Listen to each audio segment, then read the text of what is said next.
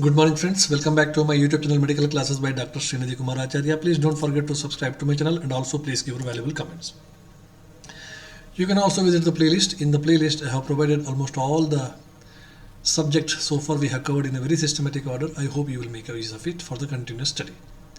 So today, after completing all the basics related to neurological system and how should be our approach, so today onwards we shall start with Panchakarma treatment in neurological disorders in children. Now first you understand what are the limitations of Panchakarma treatment when you are administering in children. See, when you administer Panchakarma treatment in children, one of age of the children and strength of the children, or bala and vaya of the children, is one of the major limiting factors. Although we know that this particular Panchakarma is best for this particular problem, there is a age limitation is there, and also strength wise also there is a limitation is there. For intensity of the treatment, how intensively you can give the treatment, that is also very much limiting. Okay, suppose after taking out 2 or 3 days of Panchakarma treatment, if the child falls ill because of extra stress or whatever, tiredness, etc., so then our whole idea is disturbed. Okay, so that's one important thing that we have to think: age of the children, then bala of the child, and whether it is possible to give full intensity treatment or not. Number 2 is limitation in various types of Svedana. Suppose when you are giving Snehan and Svedana, during Svedana, we cannot give Svedana in all cases, because suppose a child is with the neurological problem, with the sensory issue is there. Now child is not able to sense the sensation of the heat. So at time it may lead to burns, etc. like condition, and opposite can also take place. So now these are some of the major limitations. So limitation in Shirodhara. Yes, Shirodhara is one of the mainstay of treatment, especially in children. But children, when you are giving Shirodhara, most of the time they may not concentrate, they may not keep quiet, so they are continuously crying. And 2 or 3 persons are holding the child and then giving the Shirodhara may not give such good results. And positioning, suppose cerebral palsy like conditions, etc. is there, neurological problem is there, where the positioning itself is, child is having abnormal posture, and you can position the child for the Shirodhara. So that is also one of the important things. Less tolerable. This is a major issue. Panchakarma treatment is good. How much Vamana, Virechana, Basti you have to give. Whether the child is tolerating it or not, that is also a big problem. They will be easily tired. Next, children develop fever and other problems if you start the Panchakarma. This is what we have noticed many times. And we have got a good plan how to implement Panchakarma and all. So we have started Panchakarma for 1 or 2 days. Third day, child started with a fever or upper respiratory tract infection or cold, cough, etc. Now this is a limitation again. It may be due to stress, tiredness or cross infection in the hospital or whatever.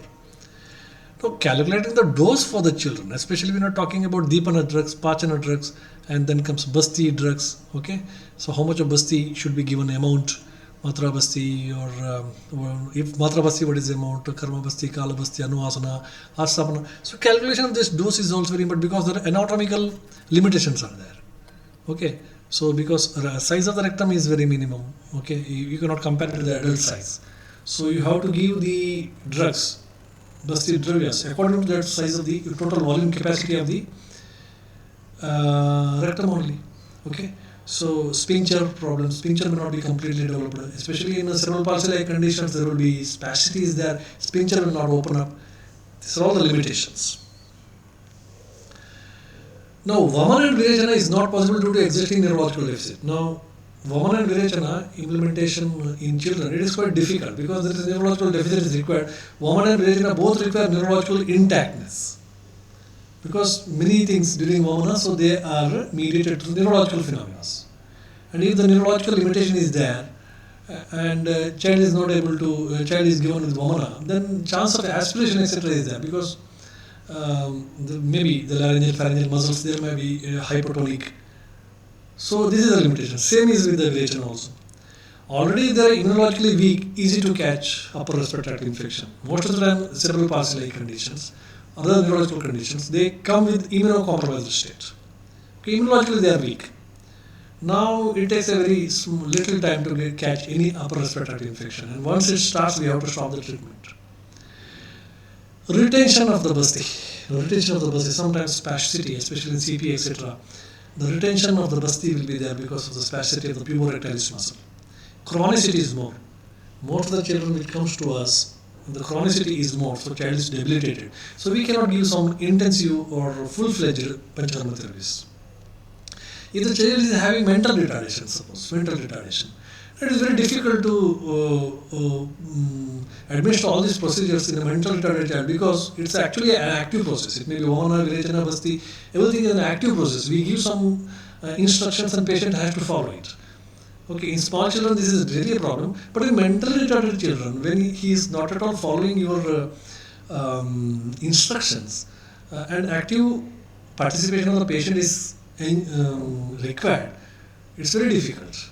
Similarly, if you are taking some modern medication, suppose for seizure, most of the time the child comes with a seizure, epileptic attacks and all, and they are giving some anti-epileptic drugs since last 2 years. Or they are taking some other medicines. Now they come to Ayurveda and we are starting the Ayurveda treatment. Now, most of the time we have seen that when we start the Panchakarma treatment, the seizure attacks recur. That means it's a precipitate. When you are doing Abhyanga, Basti and so many other procedures, actually it acts as a triggering factors for that particular seizure. Many times we have stopped the treatment as far as my knowledge goes. And because our treatment initiated the seizure, epileptic attacks, then we have to stop the treatment. See, we are discussing about limitations. Advantages we will see later. Then palatability, reluctancy to take multiple medication, that's the biggest issue. Okay, there is palatability is always an issue. Palatability is always an issue with children. Reluctancy is also an issue.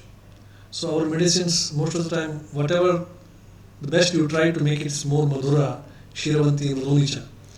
So child liking, willingness is very, very important, which most of the time you will not get.